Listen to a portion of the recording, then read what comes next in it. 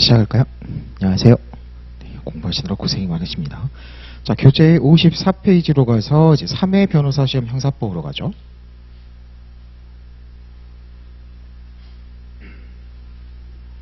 자, 제1문이고요. 역시 제일 밑에 질문, 설문부터 봅니다. 자, 1번으로 가셔가지고 갑, 을, 병, 정, 재책이고 그리고 점수 보시면 60점이죠. 그래서 논할 게 많으니까 차근차근 검토 누락 주의하면서 하나하나 순서대로 이제 끊어가면서 재책 검토하셔야 돼요. 그리고 이제 1, 2 지금 우리가 지금 순서대로 차근차근 이제 공부를 하다 보니까 아마 느끼실 건데 1, 2회 시험에 비해서 3회 시험이 난이도가 좀 올라갔어요. 엄청 막 갑자기 뛴 건 아닌데 그래서 전체적으로 난이도가 쭉 이제 우상향한다고 생각하시면 되고 3회 시험에서 한번 좀 어려워지고 본격적으로 좀 이제 계단식으로 한번 점핑한 게 난이도가 5회 시험부터긴 해요. 기록도 마찬가지고. 자, 그 다음에 이제 상대적으로 형소가 이제 2번은 좀 간단하게 나온 거죠. 3번은 근데 또 복잡해가지고. 자, 2번 한번 보세요. 자, 갑과 을이 중앙지방법원 불구속 기소입니다. 그래서 공동피고인 지위 인정되고, 자, 단독재판부 사물관할 배당이고요. 자, 1회 공판기일 14년 1월 3일로 지정이에요. 여기까지만 읽으면 막 사물관할 얘기 나오고 공소제기 일자 나오고 뭐를 물어보는 건가 싶은데 이제 뒤에 가면 약간 힘이 빠지죠. 자, 수사검사는, 자, 수사검사라는 표현, 이거 이제 상식으로 알고 계셔야 되는 게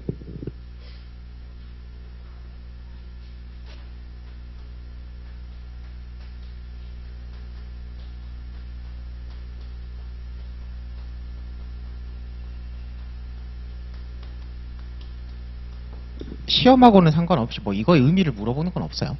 수사검사와 공판검사가 있죠. 수사검사는 뭐야? 말 그대로 수사 절차에서 수사 제기해서 수사 종결하고 공소장 써서 공소제기까지 하는 사람이에요. 그럼 공판검사는 뭐예요? 공판 절차에서 실제 재판 수행하는 당사자로서 재판 수행하는 검사를 공판검사라고 합니다. 그러니까 지금 실무가 어떻게, 이건 실무예요 지금. 실무가 어떻게 돌아가는 거예요? 수사는 A라는 검사, 그러니까 수사를 위주로 하는 검사가 있고 공판 절차 법원의 그 재판부에 딱 대응해가지고 재판만 따로 하는 검사, 재판만 전담을 하고 공판 전담 검사 제도라고 하죠. 그래서 재판만 하는 검사도 있는 거예요. 그래서 수사검사와 공판검사 2분에서 가는 겁니다. 그야말로 뭘 위한 거예요? 재판의 효율이에요. 원래 실체 진실주의를 강조하면 이 사건을 제일 잘하는 사람은 수사를 해서 공소장 써서 기소까지 한 검사가 이 사건의 실체에 대해서 제일 잘 파악하고 있는 사람이긴 한데 이 사람이 수사하다가 막 재판날 되면 재판 갔다가 왔다 갔다 하고 하면은 너무 비효율적으로 시간도 오래 걸리고 효율이 떨어지니까 이 사람은 수사하는 거고 이 사람은 법원에 대응 그냥 법원에 앉아가 출석해가지고 재판만 어떤 사건이든 막 여러 개 해가지고 하는 겁니다. 그래서 재판의 효율, 소송 경제를 위한 제도로서 수사검사와 공판검사를 쪼개서 가는 게 지금 실무 제도인 거예요. 시험하고는 상관없어요. 물론 좀 중요 사건 같은 경우는 수사했던 검사가 재판까지 들어가는 경우도 있어요. 그래서 이게 막 칼같이 법에서 정해진 거 이런 건 아닌 거거든요. 그래서 이제 이런 실무 반영에서 수사검사라는 단어가 나온 겁니다. 자, 근데 이 단어 자체를 모르더라도 뭐 문제 푼 데는 지장 없어요. 왜냐면 뒤에 너무 되게 뻔하게 문제를 줬죠. 2013년 12월 26일이에요. 서울중앙지방법원 영장 전담 판사로부터 압수수색 영장을 발부받아서 갑의 집에서 영업장부라는 증거를 압수를 했어요. 자, 포인트는 뭐요? 13년 12월 2일 날 이 사건이 공소제기가 됐어요. 그럼 수사 절차는 1등 마무리되고 공소제기에 따라서 공판 절차, 피의자가 지금 신분이 피고인으로 바뀐 상황인 거죠. 자, 공소제기 후 어떻게 돼요? 우리 지금 이제 배당된 수소법원 재판부가 아니라 별도의 영장 전담판사, 영장도 전담판사 제도는 뭐예요? 서울중앙지방법원에 영장 청구하러 가면 영장 발부만 업무로 담당하는 그 당직 판사가 한 2명, 3명, 중앙에 아마 3명인가 있을 거예요. 그 전담판사 제도가 따로 있는 거죠. 자, 이거 딱 여기까지 읽으면 그냥 바로 뭐가 떠올라요? 판례 사실관계가 너무 직접적으로 나와버렸죠?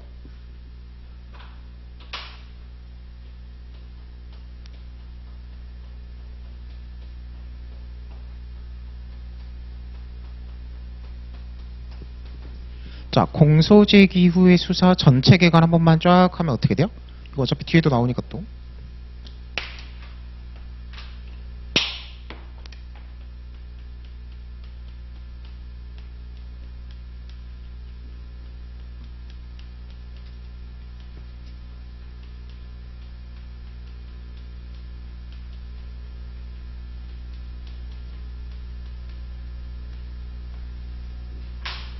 자, 임의수사와 강제수사를 나눠서 공소제기 후에 임의수사는 허용됨이 원칙이고 다만 두 가지 문제되죠.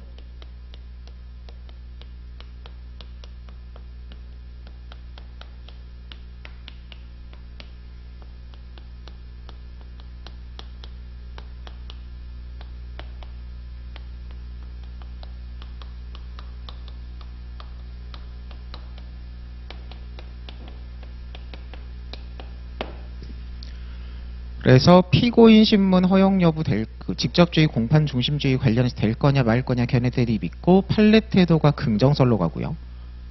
자, 판례 태도가 긍정설이니까 여기에 추가해서 어떤 쟁점이 붙어요? 증거능력 관련해서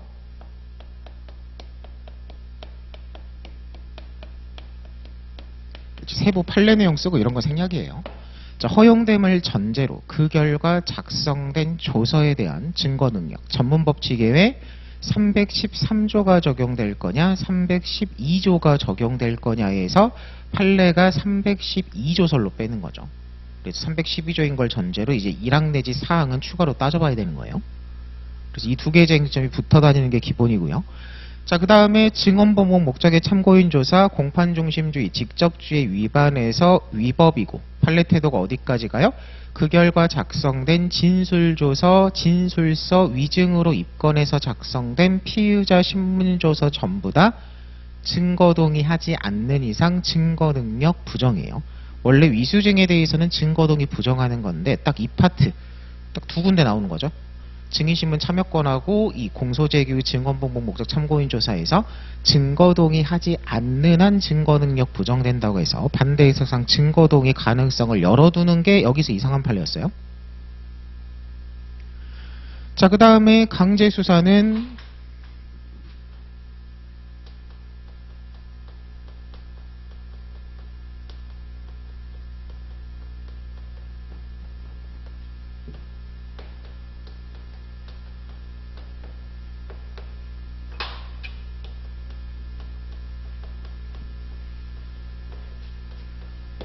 대인적 강제수사로서 공소제기 후 피고인 구속은 수소법원의 권한이므로 수사기관이 주체가 돼선 할 수 없다 해서 끝나요. 그냥 견해들이 또 없고. 여기 견해들이 판례가 있죠. 압수검은 될 거냐? 자, 우리 사안이죠. 수소법원의 권한이고 안 된다 부정설, 판례 부정설 입장에서 영장 전담판사한테 압수수색 영장 받아가지고 압수수색 해봤자 안 되는 걸 한 거니까 위법이고요. 그 결과 수집된 증거는 위수증 증거능력 부정까지 간다. 그냥 판례 그대로잖아요. 자, 이건 객관식에도 엄청 중요하게 나오는 거고 요거 객관식용 판례도 외우는 거죠. 이 판례 외우고 있으면 지금 딱 2번 질문 읽었을 때 아, 그냥 이 판례 나온 거구나 하고 그냥 답이 바로 나와버리죠. 자, 그래서 영장 받아서 집에서 영업장부를 압수했고요. 영업장부 그리고 그의 기초에서 수집한 2차 증거로 분류하죠. 압수조서까지 증거로 제출했을 때 영업장부 압수조서 증거능력 이건 그냥 답이 다 바로 나오죠.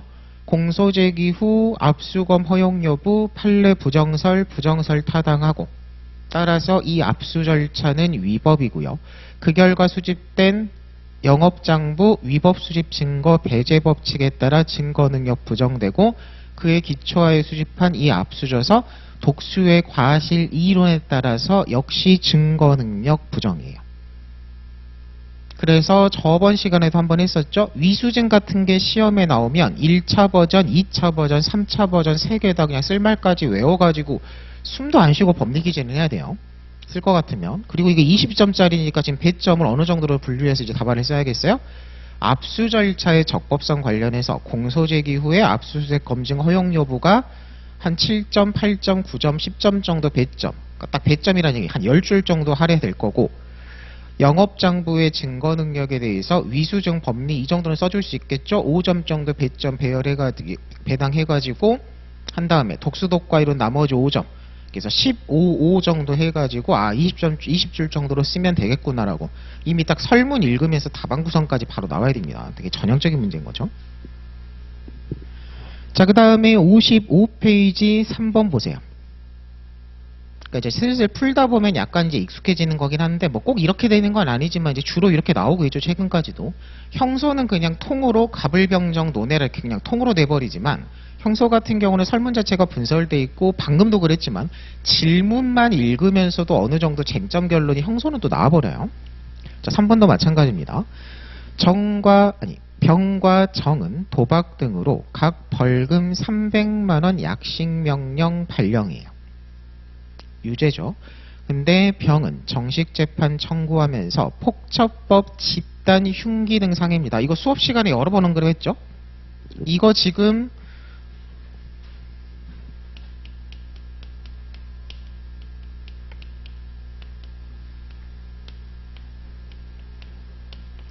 우리가 옛날 시험 문제도 풀어보고 하기 때문에 상식으로 알고 보셔야 된다고 그랬어요. 판례 공부할 때도 마찬가지였죠.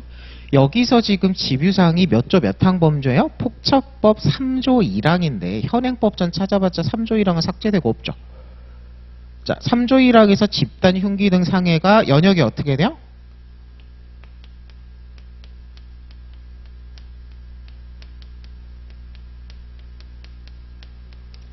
헌재 위헌결정 때려맞고 개정됐어요. 자, 그래서 폭처법은 삭제됐습니다.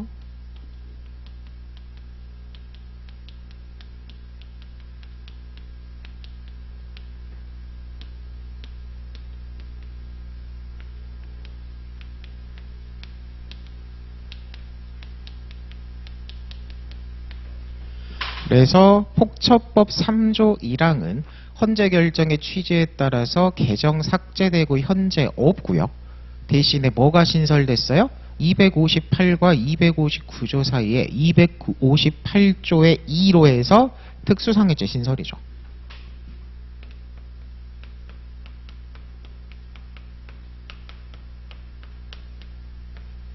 그러니까 칼 들고 사람한테 상해가 한 범죄에 대해서 기존에는 폭처법 3조 1항으로 처벌했었는데 현행법상으로는 그냥 형법 258-2인 겁니다.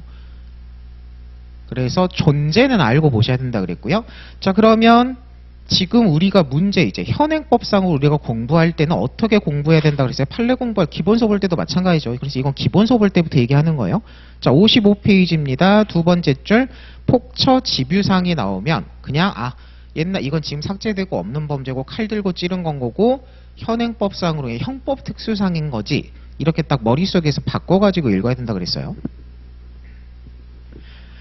자, 그래서 다시 보시면 집유상, 특수상해로 서울중앙지방법원에서 재판 중인, 자, 뭔 소리야?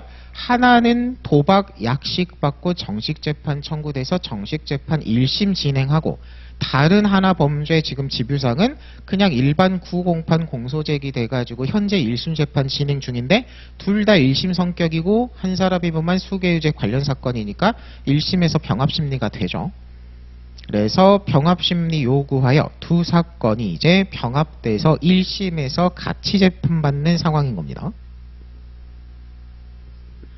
자, 그래서 양과로 1번 보세요. 자, 형소에서 배웠던 거 막 떠올리면서 하셔야 돼요. 쉬운 문제는 아니지만 되게 전형적이에요, 또 이것도. 병은 기소된 도박, 상습이 안 붙어 있죠. 그 도박을 상습도박죄로 변경하는 공소장 변경하려고 한다, 가능한지 여부와 논 거예요. 자, 공소장 변경은 무조건 A급이죠. 이건 객관식도 맨날 나오는 거고 주관식 기록까지 나오는 거잖아요. 자, 공소장 변경 파트 쟁점 연결이 어떻게 돼요? 이것도 키워드만 간단히 한번 보면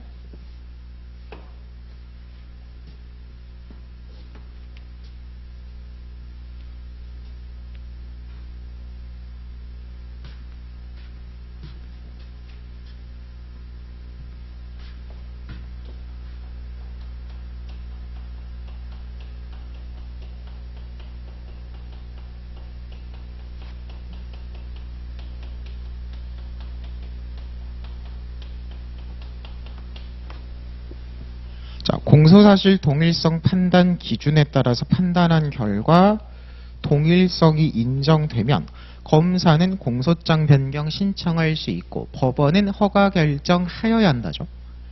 그리고 이제 동일성이 인정됨을 전제로 그 다음 쟁점이 뭐야?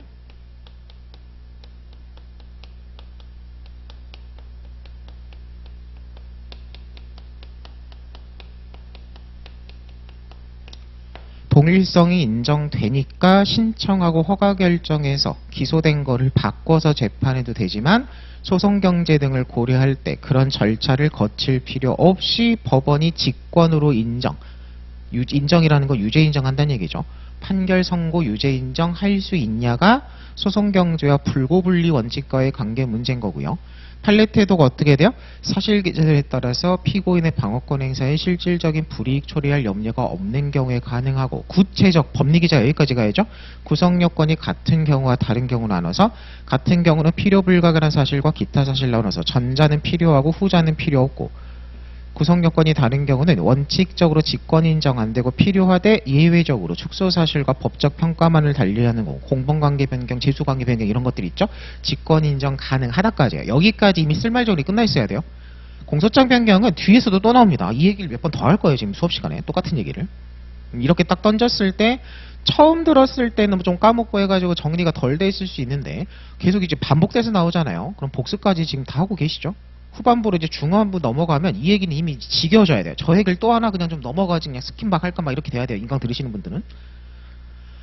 자, 그래서 필요성에 따라서 또 검토해 봤을 때 직권 인정이 가능하고 공소장 변경 필요 없는 경우, 직권 인정이 가능하지 않고 공소장 변경이 필요한 경우로 나눠서 또 쟁점 연결이 어떻게 된다고요?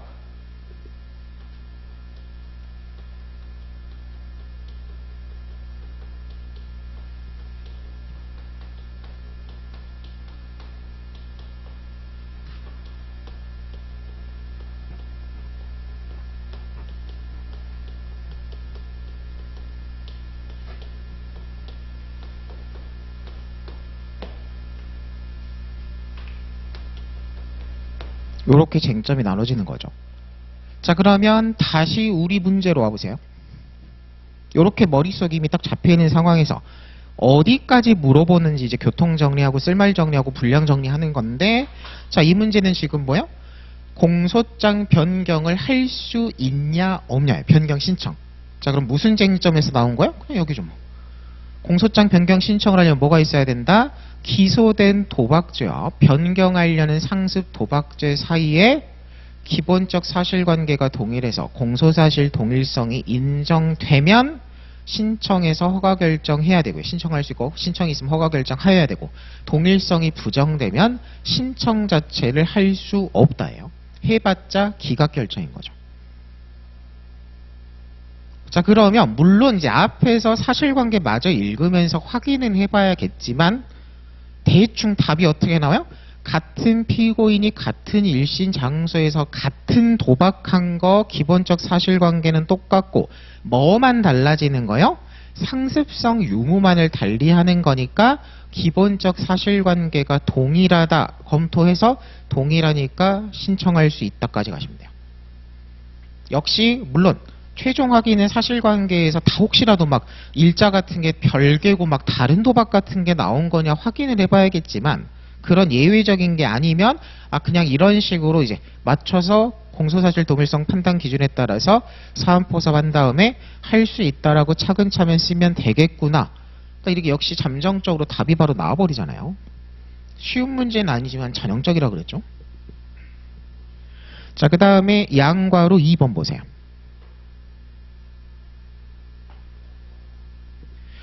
자, 힌트가 좀 들어가요. 심지어 공소장 변경이 가능하다는 전제예요. 웬만하면 동일성 인정되고 가능하다는 얘기겠죠. 웬만하면 그것도. 자, 그래서 가능하다는 전제에서 일단 동일성이 인정되는 걸 깔아줬고 2번에서 병에 대한 이제 변경이 됐죠. 동일성이 있으니까 상습 도박 계속 중이에요. 사실관계가 이제 달라진 거죠 지금. 자, 이제 상습 도박으로 현재 재판을 하고 있습니다. 검사는 병의 13년 6월 6일 포커 도박 사실을 발견하고 도박으로 같은 법원에 추가 기소했고요. 추가 기소 1개, 지금 상습 도박 소송 계속 중인 사건에 병합됐어요. 자, 병합됐다 의미가 뭐예요? 추가 기소된 게 지금 같은 법원에 소송 계속 중이다 이렇게 된 거예요. 자, 그리고 이 경우 추가 기소에 대한 법원의 조치예요. 자, 그러면 역시 키워드만 한번 쭉 나열하면 어떻게 돼요? 이것도 그냥 배운 기본 사례 그대로 나온 거죠.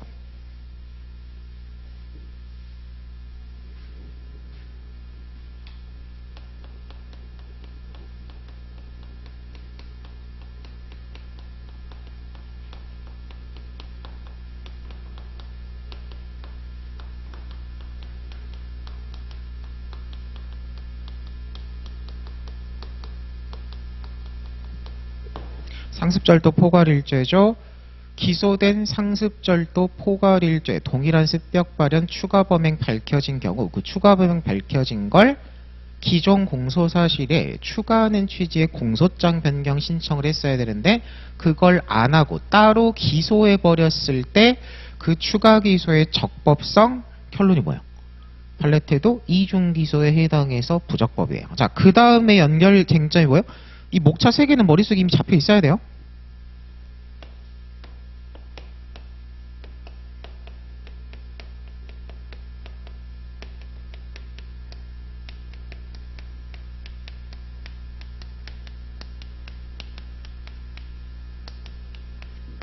부적법한 이중기소임을 전제로 부적법한 이중기소임이 밝혀졌을 때 이에 대한 검사의 조치 2가지죠. 이건 학판검도 아니에요. 그냥 판례대로 결론만 맞춰줄 수 있는데 판례 소개하고 첫 번째 조치는 뭐다? 부적법한 추가기소 끝까지 끌고 가봤자 이중기소에서 공소기각으로 끝나버리죠. 따라서 어떻게 돼요? 끝까지 끌고 갈 필요 없이 취소해요. 공소 취소죠. 추가기소에 대해서. 자, 그리고 원래 어떻게 했어야 된다고요? 동일성 인정되니까 아까 1번에서 검토했죠?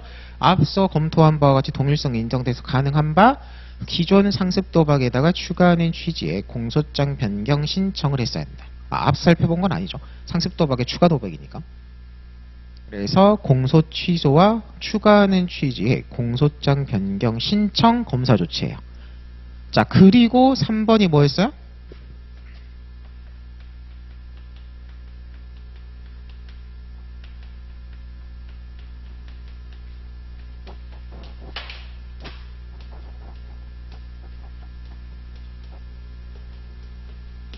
검사가 방금 언급한 조치를 했으면 취소에 대해선 공소기각 결정하고 신청에 대해선 허가 결정해가지고 전체 범행에 대한 실체 판결 선고하면 되는 건데 검사가 그러한 조치를 하지 않았을 때의 법원의 조치 여기가 합판검이 붙죠. 그리고 판례 태도가 둘 다 있어요. 이건 객관식용으로도 이건 주의해서 외우셔야 되잖아요. 그래서 판례 태도 2가지. 첫 번째가 뭐예요? 성명후 판단설 검사의 추가 기소가 공소장 변경 취지임을 확인해서 성명권 행사에서 확인해서 확인이 되면 그냥 전체 범행에 대한 실체 판결 해준다요. 공소장 변경으로 봐주는 거죠. 그리고 실체 판결설 또는 공소장 변경 의제설이죠. 성명권 행사에서 물어봐봤자 맞다고 할 거니까 확인할 것도 없이 그냥 추가 기소를 공소장 변경으로 의제해서 전체 범행에 대한 실체 판결 선고해야 된다. 생각건대 검토는 그냥 성명후 판단설로 빼라 그랬습니다. 쫙 써 있어야 돼요. 자, 그러면 여기까지 이제 쟁점을 뽑았죠? 머릿속에서 배운 게 떠올랐어요. 그리고 문제를 다시 보시면 이제 내가 답안 어떻게 쓸 건지가 나오죠?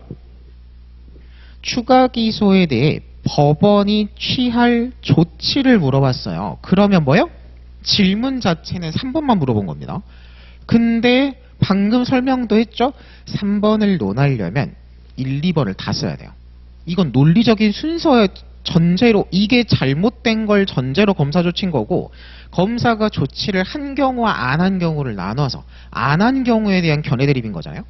그러니까 7점이니까 줄이긴 해야 되되 부적법한 이중 기소고 따라서 검사는 취소하고 변경 신청해야 되고 자, 법원 조치죠. 검사가 그러한 조치를 했는지 안 했는지는 사실관계에 안 깔려 있어요. 그러니까 뭐야? 한 경우와 안 한 경우를 나눠서 법원 조치를 둘 다 써야 돼요. 그래서 검사 조치가 있으면 아까도 얘기했죠. 취소에 대해서는 공소기각 결정하고 신청에 대해서 허가해서 전체 범행에 대해 실체 판결하면 되고요. 안 했을 경우에 견해들이 판례태도 성명호 판단설, 실체 판결설이 있고 생각건대 성명호 판단설이 타당한 바 성명권 행사해가지고 공소장 변경 취지임을 확인한 다음에 확인되면 전체 범행에 대한 실체 판결 선고해야 된다까지 쓰는 거예요. 분량 조절에서 줄여야겠다. 이거 어떤 멘트를 빼고 어떤 멘트는 남길 건지까지가 이미 나와버리죠. 자, 그 다음에 양가로 3번입니다. 그냥 제일 앞에서 우리 배우는 것 중에 하나죠. 약식, 정식, 판사, 전심재판 관여 17조 7호의 제척사유에 해당할 거냐 말 거냐예요. 자, 근데 질문 자체가 이 판결이 적법하냐라고 물어봤으면 7호 위반에서 위법하다 아니다 이런 식으로 뺄 건데 질문이 지금 마지막에 뭘로 항상 그 표현이 중요하다 그랬죠? 항소 이유가 될 거냐예요. 그러면 제일 먼저 뭘 확인하셔야 돼요? 원래는 2단계에서 법전 쳐서 확인해야 돼요. 360 항소니까 361조의 5를 펴서 몇 토의 항소 이유가 될 거냐 이런 거 한 번씩 확인해서 조문적시 정확히 해주는 게 포인트예요. 약식 정식 관여에 대한 학판검 쟁점 누락하는 사람은 없어요. 왜? 그 판례는 객관식에도 맨날 나오는 기출이에요. 단못 맞추는 이거 제척사유 안 된다 판례 부정설 동일심금 내에 서로 절차만을 달리하는 판례 키워드까지 이거 어느 정도 공부한 사람들 사실 못 쓰는 사람 없습니다. 이 판례 학판검 적시하는 거에선 점수 차이가 거의 안 나요. 근데 어디서 오히려 점수 차이가 나요? 300, 자, 이런 식으로 전심재판관여 제척사유라는 게 혹시 존재한다고 보면 우리가 그 여부를 따지는 거니까 문제 제기든 결론이든 이게 361-5 몇 호에 따른 제척사유로 갈 거냐 그 부분을 누락해가지고 한 1, 2점 정도 빠져서 상대평가에서 손해보는 사람은 생각보다 또 많을 수 있어요. 그러니까 그런 걸 정확히 쓰는 게 주가식당한 실력이에요. 기본 실력이 이제 갖춘 걸 전제로. 자, 그럼 그냥 한번 펴보죠. 자, 법전으로 가셔가지고 시험장에서 이거 뒤지셔야 돼요. 이 숫자까지 외워가지고 시험장 들어가는 사람은 그냥 없어요. 저보고 답안을 쓰라 그래도 이건 확인해가지고 쓰는 거거든요. 자, 361-5를 보세요. 항소 이유가 이 조문에 있었지 그 정도 이제 위치는 이제 알고 빨리 피는 거죠. 자, 361-5를 보시면 1호랑 14호가 있죠? 상대적 이유. 나머지가 절대적 이유예요. 그래서 제척사유는 17조 위반이니까 일단 뭐에 걸려요? 1호에 걸립니다. 판결에 영향을 미친 법률 위반. 그럼 이건 상대적 이유니까 제척사유 17조 법률 위반뿐만 아니라 그 위반에 따라서 판결에 영향까지 미쳤다가 입증이 표명이 돼야지 항소할 수 있는 건데 361-5에는 이러한 일반 규정인 1호보다 우선 적용되는 특별 규정으로 뭐가 있어요? 8호, 자, 7호, 6호 한번 보세요. 7호죠. 법률상 그 재판에 관하여 관여하지 못할 판사가 그 사건 심판에 관여한 게 딱 뭐야? 제척사유 있는 판사가 관여한 때 법률이죠. 17조에 따라서 관여하면 안 되는 전심재판 관여한 판사 관여해버리는 거죠. 그러니까 1호가 아니라 상대적 이유로서 판결에 영향을 미쳤을까지 입증해야 되는 1호가 아니라 절대적 이유로서 그냥 관여했다만 입증하면 되는 7호가 우선 적용되는 겁니다. 자, 그러니까 내 답안 어딘가에 뭐가 적시되어 있는 거예요? 문제 제기로 쓸 것 같으면 17조 7호 관련 361-5에 7호 제척사유가 있는지 약식, 정식, 관여 이거 학판권 관련해서 논해보자라고 잡히는 거예요. 아니면 결론 부분에 쓸 것 같으면 쟁점 이제 부정설 타당을 해놨으니까 따라서 17조 위반 아니고 361-5에 7호 위반 해당, 7호 상소 이유 인정되지 않는다고 하는 거예요. 앞이든 뒤든 딱 한 번이 언급되어 있으면 그 부분 1점 들어가는 거고요. 이 지금 7호가 누락되어 있으면 얘는 법전도 한번 확인해보고 항소 이유인데 조문 항소 이유가 몇 호인지 이런 게 안 써있다. 일단 1점 빼고서 출발하는 거예요. 왜냐면 쓴 사람이 있으면 당연히 쓴 사람과 안 쓴 사람이 점수 차이를 줘야 돼요. 이건 줄 수밖에 없는 거고. 그래서 요런 거를 꼼꼼하게 쓰는 게 실력이라고 했습니다. 자, 그리고 나서 뭐 얘도 그러면 결론은 이제 부정설이니까 안 된다고 하죠. 그래서 형사소송법 부분은 되게 또 뭐 쉬운 거는 뭐 쉬운 것까지는 아니더라도 되게 전형적으로 나와요. 읽으면 쟁점 답까지 아직 사실관계는 읽지도 않았는데 그냥 바로 나와버렸잖아요. 그럼 형사는 어느 정도 다 쳐낸 다음에 정말 바쁘면 이거 그냥 답안부터 쓰고 출발하셔도 돼요. 이게 약간 요령껏 내가 형법 검토하는 게 너무 오래 걸리면 형서부터 빨리 짧게 나와 있는 것부터 빨리 쓰고 나머지 이제 답안지 뺏어갈 때까지 형법에 올인하겠다 이렇게 쓰셔도 돼요. 이제 그런 게 좀 요령이죠. 자, 그리고 나서 54페이지로 갑니다. 이제 갑을병정의 죄책 검토만 잘하면 되죠. 갑은 도박장을 직접 운영하기로 마음먹고 단속에 대비해서 다음 줄 백수죠. 사촌동생 을에게 어쩌고 저쩌고 네가 사장이라고 진술해달라라고 제의. 그러니까 바지 사장인 거죠. 그래서 제의에 대해서 승낙까지 했답니다. 그러니까 이게 여기서부터도 한번 정리를 해야 될 게 만약에 을이 실질적으로 운영하는 거를 이렇게 얘기해가지고 승낙했으면 교사와 정범이 돼요. 근데 이건 지금 어떤 사안이요? 뒤에도 나오지만 운영 자체는 갑이 하는 거예요. 명의만 을이 빌려주고 나중에 내가 내가 사장입니다 진술 정도 하는 거에서 도와주는 건 거지 정범이 지금 누구예요? 갑으로 잡힙니다. 이건 말 한마디 바꿔버리면 갑은 교사범, 을이 정범이 될 여지도 있는 사안이에요. 이런 걸 사실관계에서 바로바로 쳐내고 가는 거죠. 그래서 도박개장죄역, 도박개장에 대한 방조 이런 거 하겠죠. 자, 그리고 세 번째 줄 승낙했고요. 종업원, 자, 그래서 뒤에 이제 여러분들이 헷갈릴까봐 직접적으로 넣어주는 게 갑이 채용했고 갑이 이렇게 갑의 자금으로 빌렸고 하니까 갑이 정범인 게 그냥 바로 나오는구나. 을은 방조 정도구나예요. 자, 다음 단락입니다. 13년 10월 1일 갑은 평소 알고 있던 병 등 도박꾼들, 자, 도박꾼이에요. 도박꾼이라는 단어에서 어떤 식의 규범적 평가가 가능해요?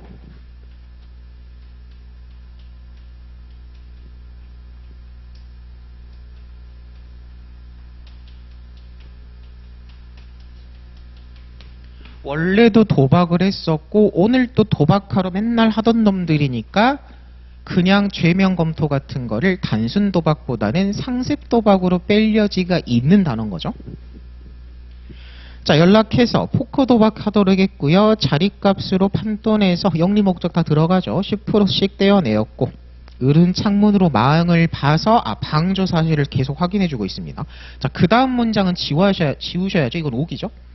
그래서 병은 도박 자금이 떨어져 한 판에서 판돈으로 내었고 을은 창문으로 방을 보았다. 그 문장은 지워버리세요. 이 오기가 들어가가지고 죄송합니다. 자, 그 다음 문장. 병은 도박 자금이 떨어지자 옆에서 구경하고 있던 정에게 인식의사죠.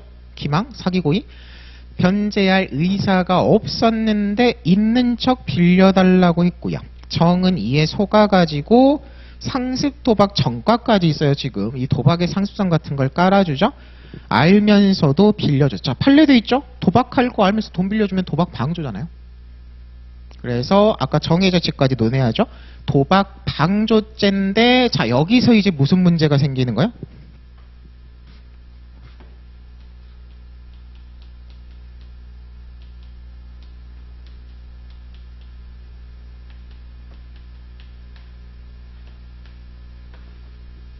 자, 정범이 병이에요. 도박의 상습성이 있고 상습 도박하는 사람입니다. 상습 도박과 도박의 관계를 판례가 뭘로 봐요? 이거 부진정신부로 봐요. 자, 그러면 단순 도박에 대해 상습 도박은 가중처벌이니까 상습 도박은 단순 도박에 대한 부진정신분범이 되죠.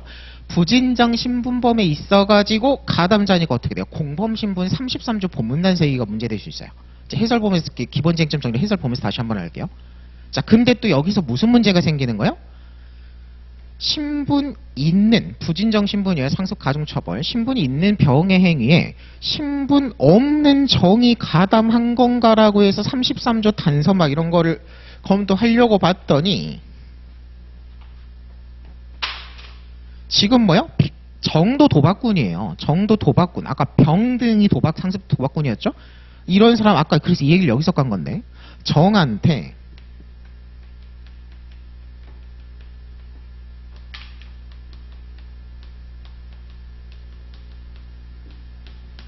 이게 정한테도 상습성이 인정되는지 안 되는지가 문제에서 정확히 특정이 안 돼 있습니다. 자, 구별실익이 있죠? 정한테도 만약에 상습성이 있어버리면 그냥 신분 있는 사람이 신분 있는 사람한테 가담해버린 거니까 33조 문제가 안 생겨요. 근데 신분이 이제 없는 사람이라고 하면 33조 문제가 생기는 거죠.